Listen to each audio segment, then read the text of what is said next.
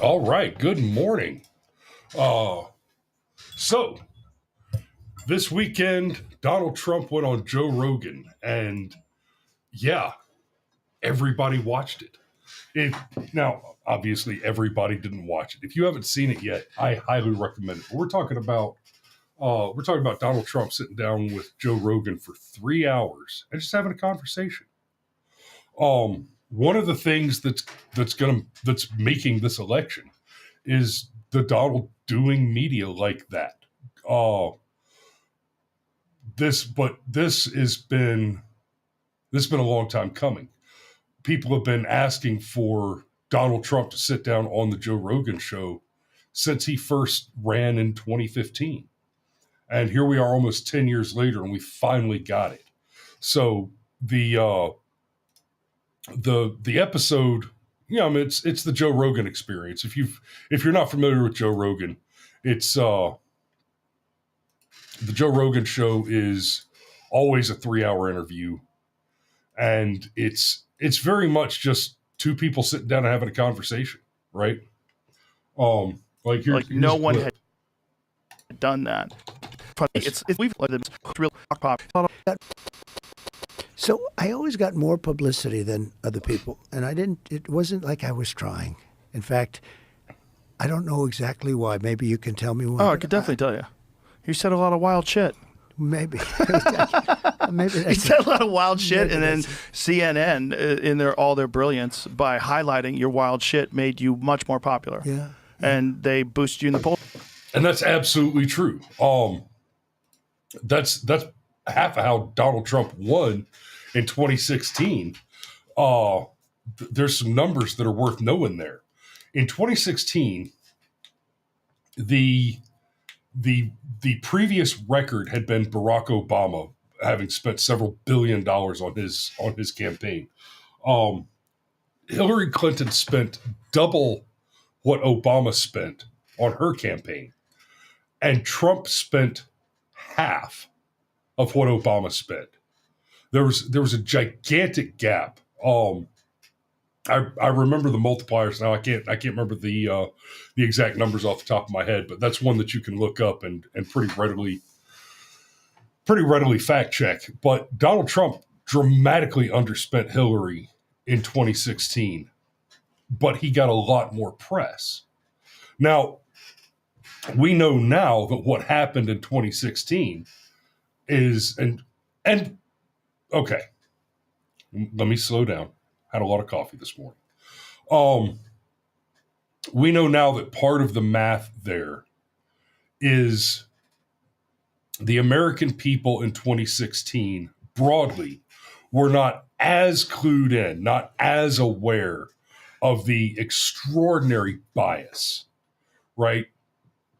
And going into 2016, most of your midwit, low info voters thought that CNN was pretty much the down the middle, fair, normal news. It's just the news. Fox News was for right wing nut jobs, and everybody else was just slightly to the left of CNN. That's kind of how the world understood the media landscape in 2016. We now know Fox News is more like what the average person thought CNN was in 2016. And this is not something that has changed over time, right? It hasn't. It's not that Fox News has drifted to the left and become the CNN of old. It's that because the internet is a thing and people are fact checking, like just individuals at home are fact checking and calling out the lies where they happen. We now know, and you see it very clearly, that with the possible exception of Fox News, which is dubious, with the possible exception of Fox News, the entire media landscape exists essentially as a propaganda arm of the Democrat Party. One of the things that they talk about in the Joe Rogan episode with Donald Trump is he points out that you have to have these FCC licenses in order to be a broadcaster, broadcasting on the American airwaves, and they just give them away. We could be paying down national debt, or at least covering the cost of some of these ridiculous welfare programs, like food care, like food stamps in the Ukraine. Any of these ridiculous parasitic programs that we should be abolishing. We could be covering a lot of those costs by just charging the big news companies for their FCC licenses. To be clear, I'm not suggesting the implementation of a new license. This is a license that exists, but we're not charging these companies for that license. And those licenses are worth a fortune because you're talking about companies that generate billions of dollars, and they do it using a free resource. So it would be one thing if the free resource wasn't controlled by the government, but it is. So I can certainly make the argument that the free resource should not be controlled by the government, but it is. And since it is controlled by the government, what's happening is your CNNs, your MSNBCs, even your Fox News, in order to have their shows on television where you can just put up a pair of rabbit ears and watch it without having to get cable or hook up to the internet, they have to have an FCC license to broadcast over the radio waves. Hell, if you want to run if you just want to run a ham radio, you have to get licensed for that because because the radio waves are controlled by the FCC. So without getting too far down a rabbit hole about what I think about licenses generally, which should all be abolished everywhere and always for absolutely the same reason, which is that they're a bar to entry. If you're going to have licenses on these big media corporations and not charge them, then what you're effectively doing is the government has a massive point of leverage by which they can command and control these entities, which are producing propaganda exclusively for the Democrat National Committee. That said, back in 2016, the reason Donald Trump, this is a major contributor to Donald Trump's victory. He got an extraordinary amount of airtime because they started by pumping him up. During the primaries, the Democrat Party made the mistake of believing that Donald Trump was a joke, that he was running as a joke, that the whole point to his campaign was a publicity stunt. And so they wanted him to be the nominee because Hillary and her people thought that he would be an easy opponent to beat. Here's where they made the miscalculation. Donald Trump is a master of marketing. Make no mistake, Donald Trump did not make billions of dollars in the construction business, in the contracting business, in the real estate business. Those are the industries where he made deals. But what he made his money on, what his product is, he is the product. The brand is the product. Now, and part of that brand is luxury. Right? That's what he sells. He doesn't sell buildings. He doesn't sell real estate. right? That's like McDonald's doesn't sell hamburgers. McDonald's is in the real estate business. They're in the business of buying and selling properties. They put a store on those properties to pay for the property. And it's all about acquiring assets and grow and letting the value of those assets grow, and then converting those assets when it becomes profitable to do so. McDonald's is in the business of real estate. Donald Trump is in the business of Donald Trump, of branding, of marketing. A Trump property is worth more than a similar type of property, hotel, golf resort, casino, etc. A Donald Trump property, because it has that Trump name on it,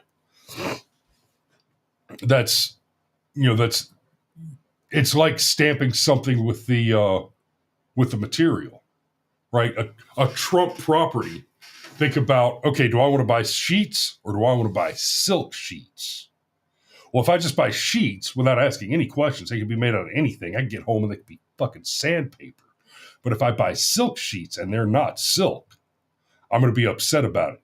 But if I get what I paid for, I'm going to be very happy with my purchase. That's so. I hope I haven't belabored that point too far. But yeah, so the conversation on the Joe Rogan Experience was just two guys having a chit chat. It was excellent, and I've got some other clips to. Sorry. So the couple things I noticed about the episode, just the way Trump talks to people and the way Trump talks about people, right? You've all heard people talk about having the attitude, treating people right. You should treat the CEO the same way you treat the janitor. And I was actually talking to my aunts about this week yesterday. And that's how my grandfather raised them. Hey, you treat the CEO the same as you treat the janitor. Everybody deserves respect, courtesy, right? You may not, you don't expect the CEO to scrub the toilets. You don't expect the janitor to balance the budget, but that doesn't mean that you just piss on either of their shoes either. You be good to people, you be decent to people. And Trump kind of exemplifies that.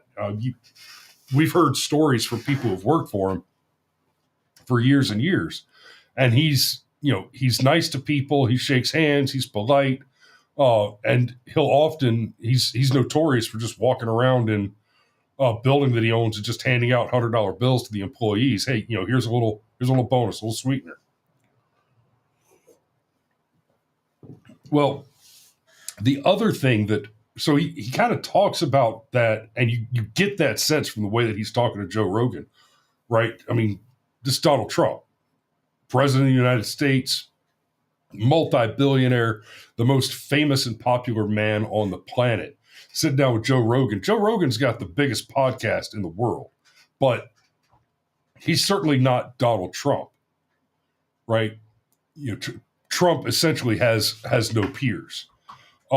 And he sits down and talks to Joe, and they're just two guys having a beer, just hanging out, chit-chatting. At one point, they start talking about boxing and MMA, and it really is just two dudes having a chat. Now, but then throughout the conversation, Trump gets to specific stories in a few places, and he talks about meeting with pilots and talks about meeting with different construction workers and architects and just all kind of different kind of higher level professions. I know I said construction workers in there, but there is, you start talking about the engineers involved. You're talking about higher level professions. And Trump talks about them, and he does the thing with his hands and the way he gestures and talks, and he does the weave, right, where you're explaining something and you weave in a story. I do the weave. I love the weave. It's very approachable communications style. But whenever he talks about these guys, he always. I was talking to these pilots, and these are amazing guys, brilliant guys, great guys. They're what they do is really amazing. He does that, And he'll repeat it a few times. He'll say they're amazing, they're marvelous, they're impressive, and a lot of people might think that what he's doing there is kind of blowing smoke, but he's not. Listen to him talk about those guys. Listen to him carefully when he does that. When he says, "And these are great guys. These guys are amazing." It's amazing what they do. It's unbelievable what they do. This is a guy who honestly and legitimately looks at the world with a sense of wonder. Right? Jordan Peterson talks about the importance of people being engaged in what they do. And, he talks about things like hydroelectric plants running, nuclear plants running, the fact that we have an electrical grid and internet service that's in operation. Guys, for that to happen, somebody has to be constantly engaged. There is somebody right now pushing buttons, trimming wires, measuring current, et cetera, et cetera. There are guys out there working right now to keep all this stuff running. And the fact that we have these services available, that's a miracle. If you don't understand that that's a miracle, you need to look closer, and you should be in absolute awe at what the world is, especially in the United States. You should be in awe of what the world is, because what we're doing in this world is impossible. And so when you hear the Donald talk about, these guys, so I was talking to these pilots as we're on this airplane, and I can't see any lights on the ground. There's always lights on the ground, but this is we're flying at a Bagram, we're coming to, there's no lights. But I could see the thing, and it says 1,000 feet, 900 feet, 800 feet. I'm like, guys, we're okay, right? And these are brilliant guys. These are great guys, real sharp, real smart, very smart guys, right? He's not blowing smoke. He is legitimately in awe. He is looking at the world through a lens of wonder, and it's breathtaking. It's breathtaking to him, and it should be breathtaking to you, right? Go out and look at the blue sky and the green trees against it, and take a deep breath and marvel at the majesty of God's creation, and then look at what man has done with it, and you should be equally amazed. And that's what Trump is expressing when he does that. They're the best guys. They're marvelous. They're wonderful, brilliant. These are sharp guys. These are smart guys. They're brilliant. They're great guys. And he does it all the time. So if you haven't watched it, I want you guys to take a minute. Well, take a minute. It is a 3-hour interview. If you need to chew it up over a couple of days, or just watch a few clips from it, do yourself a favor and go watch it.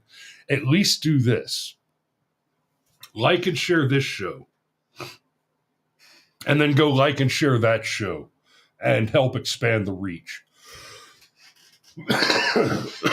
Excuse me. So the Joe Rogan show was Friday night. By Saturday morning, it had 15 million views, and that was just the regular views on YouTube, right? And so it had similar numbers on Facebook, on X, etc. So we are rapidly approaching a point where the number of views on that show is approaching parity with the U.S. population when tabulated across all platforms. That is amazing. So I'm going to put a pin in it right there, guys. And I'm not sure what we're going to be covering tomorrow, but tomorrow we should have Mario and Cameron on, because right now we are 1 week and 1 day out from the election. And I got to tell you, it's looking good for the Donald, and that looks good for America. So thanks for watching this morning, guys. We love you, and we will see you tomorrow.